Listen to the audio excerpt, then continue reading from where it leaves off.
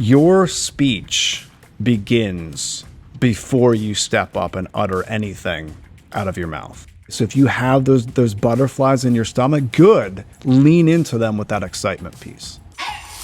You're listening to Stories from the Top, an inside guide to better business development.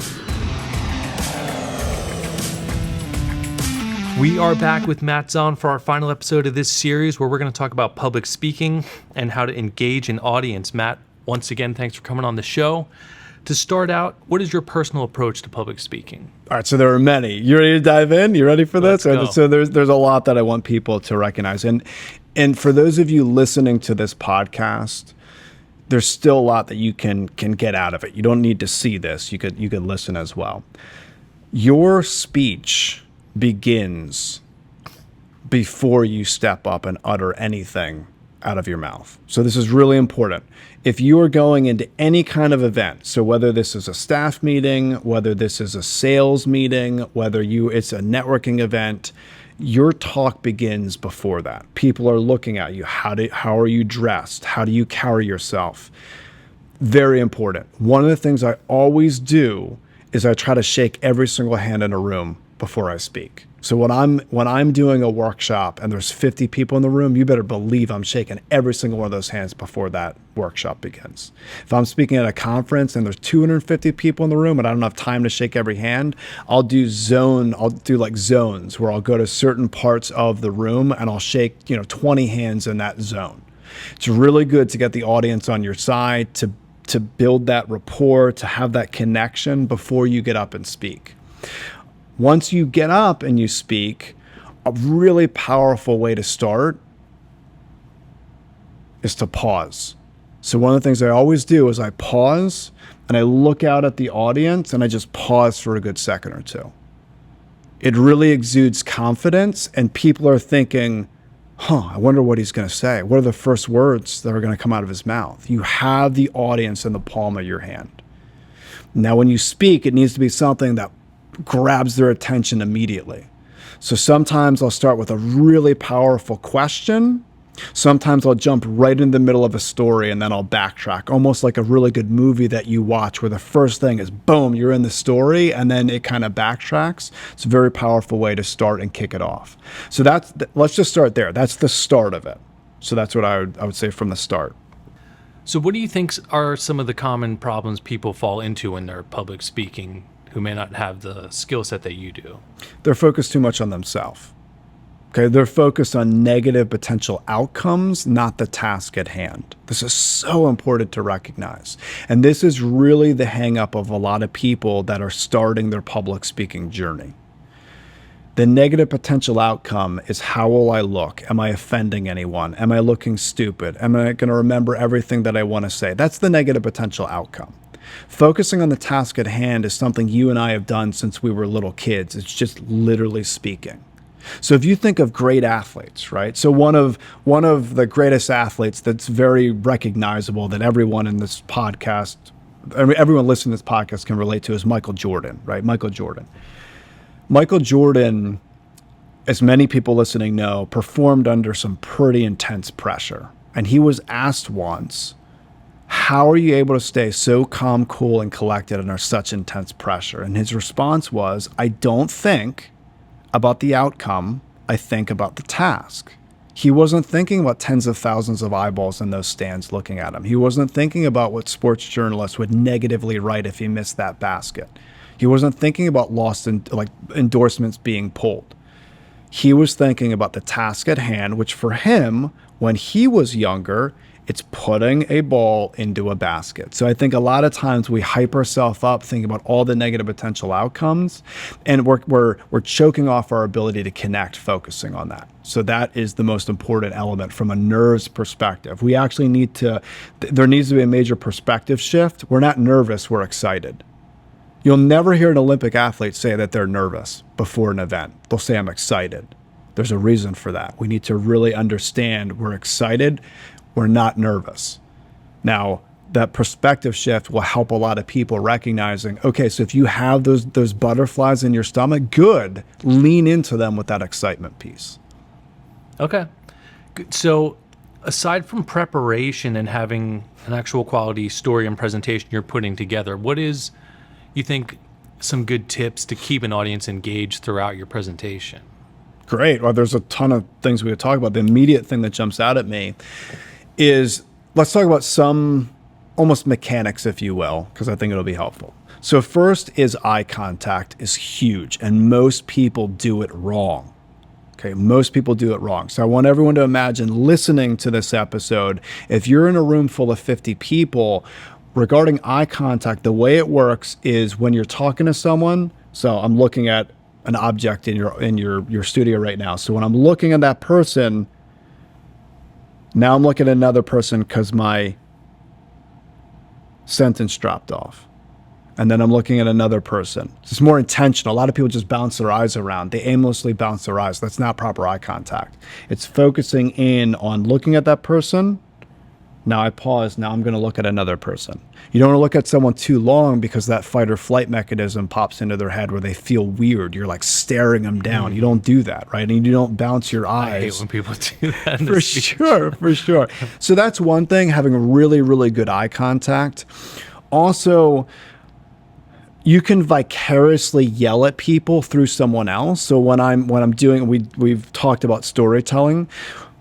When I'm sharing a story and I'm speaking through the main character, I can literally yell at the audience through that character. So there's a story that I shared in a lot of my workshops and keynotes regarding my grandfather. I'm literally yelling at the audience, but it's through my grandfather. So my voice fluctuation is really high. It's a great way to grab attention, pull them in.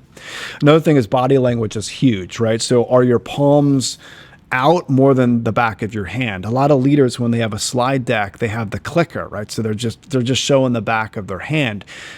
Hands are so powerful when it comes to body language. The way we position our body is really important, and you're using it as a staging type perspective, how the stage is, right? And so those are a few things that are really very, very, when done with intention, can have a lot of power. Awesome. How would someone who wants to increase their speaking skills, what's some good ways for them to practice that and develop these skills? So there's a lot of opportunities in a lot of cities across the country.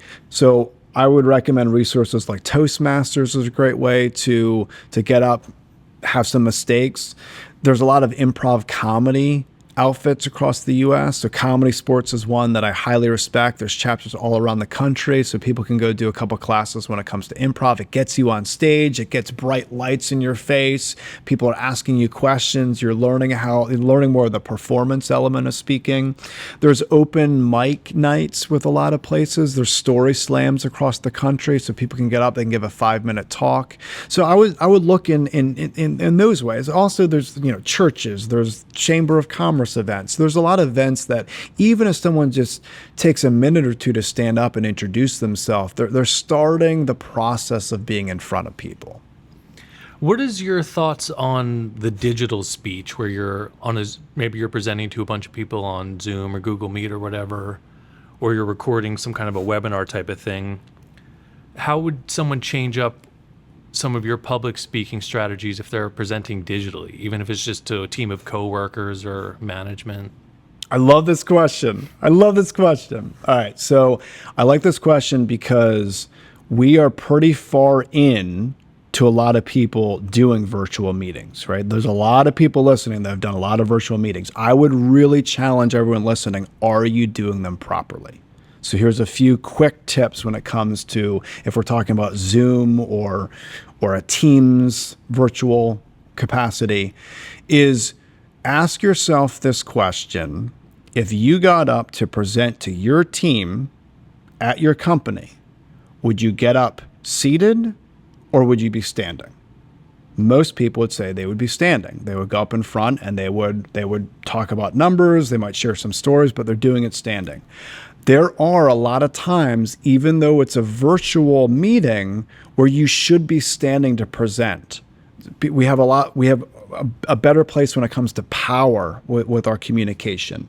We can do a lot more when it comes to viewing that screen, that square, almost like that is the way to capture people's attention. So for those of you that are might be able to see me, like I'm using hand gestures, right? So we can go further away, we can go closer. There's ways that we can utilize our body when it comes to positioning us to get more of that engagement.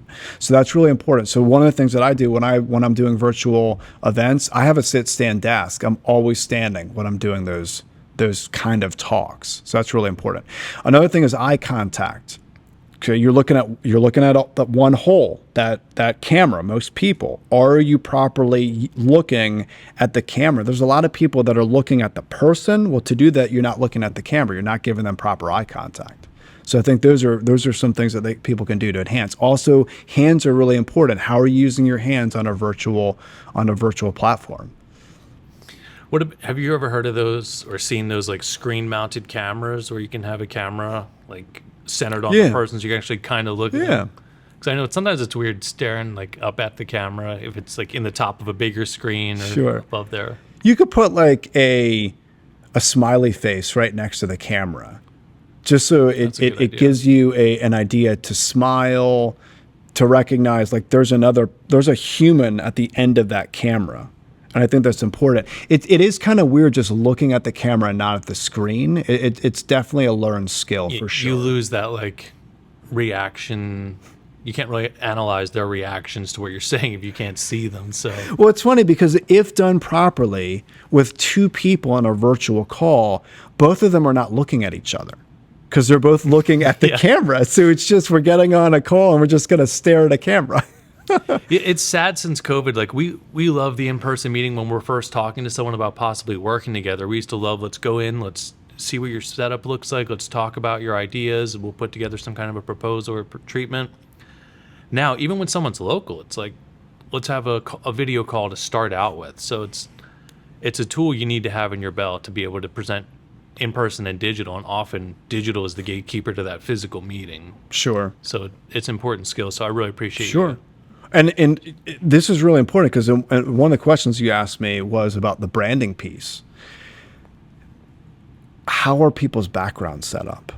That's a good This is huge, right? This is amazing from a branding perspective. So what do you have behind you that's going to teach someone, especially if they've never met you before? What's it going to teach them about you? A lot of people have like a blurred out background. So when they move, their head looks weird. Some people have books behind them that don't relate to their clients or their prospects. That's a problem.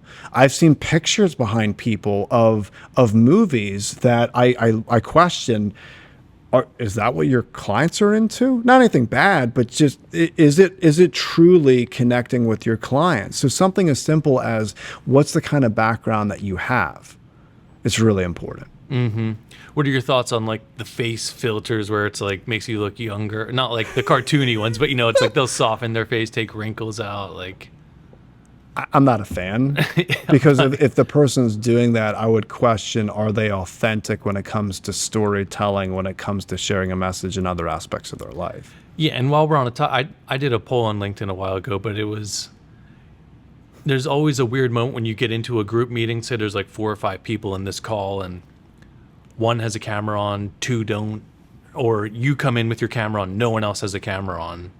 Do you keep your camera on and hold the confidence? I don't care if they don't see me or not, or do you turn it off and just go into a voice call only? Personally, I always have my camera on. Yeah, I always do too. I think it's weird when, like, what's the point of a video call if you can't see the people you're talking to? Now, I've been on a call where people are driving, and I would hope that they don't have their camera on. They're just listening to me. But again, they still could be watching me at times. So I'm still focused on how is my body language coming through that screen. Yeah, I see it as it's another dimension for you to present your authenticity by letting them see you, even if you can't see them. That doesn't really matter. It's really how you're presenting yourself. So. Sure. And the storytelling aspect is, the storytelling affects so many aspects of our life, but what is the story being shared even through that virtual piece? Again, the background is really important. In addition, the face of the person. You had mentioned different software pieces that tweak that.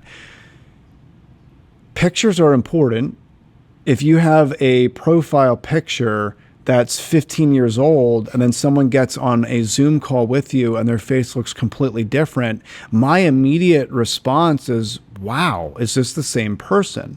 I'm not saying that it completely destroys trust, but when everyone talks about how important trust is, don't you want to be as authentic as you can be? Not authentic in like a really dressed down type way. It's perhaps, but that's not what I'm saying. I'm saying, are you immediately trustworthy based on that perspective? Because that happens all the time where I'll hop on a call and I'm like, that person doesn't even look close to the pictures that they have out in the world. So now I'm thinking, what else is weird about this person? Yeah, well, and on the other side, if they were the one possibly hiring someone and their picture is totally different, it's just a distraction. Really. Sure. It's like, what is this disparagement from the picture to what you actually are? It gives them something to think about besides what you're talking about. For sure. We recommend getting fresh headshots as often as possible at Edge of Cinema. So, Matt, thanks again for coming on the show. It's been amazing to talk to you. You have so much knowledge. We really appreciate it. If people want to get a hold of you, what's the best way to learn more about you and check out your podcast, Stories with Traction? For sure. They can go to my website, storieswithtraction.com. They can find out all my information there. And follow Matt on LinkedIn. He's telling stories every day on there.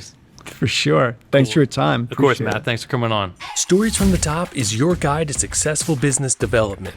Subscribe wherever you get your podcasts or find Edge of Cinema on YouTube. Stories from the Top is an Edge of Cinema production, hosted by Matthew Skura and Jeremy Schmidt. To learn more or get in touch, visit edgeofcinema.com/podcast.